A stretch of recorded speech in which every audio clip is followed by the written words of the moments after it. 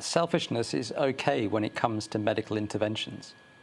What do you mean by that? We have something called the Nuremberg Code, which grew out of the war crimes trials at the end of the Second World War. And it established the principle of free, prior and informed consent for all medical interventions or experiments. It means that if you're going to take a medicine or have some kind of procedure or participate in a trial, you must give your free, prior and informed consent. You can't be coerced.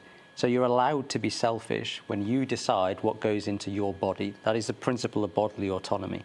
So that's a really important principle that I think we have to maintain. Beyond that, when it comes to the specifics of the COVID vaccine, we have to remember that this is a disease which mostly affects older people. The younger you are, and if you're free of comorbidities, other diseases that make the disease worse, the less benefit you get from the vaccine anyway. And there are some quite severe, potentially life-threatening side effects. They're rare, but so is it rare to die of COVID, for example, if you're under the age of 50. So people may have good reasons to be hesitant. The other thing to bear in mind, I think, is the vaccines do not prevent you getting the disease or spreading it. Public Health England data clearly show that between vaccinated and under-vaccinated groups, the case rate doesn't change.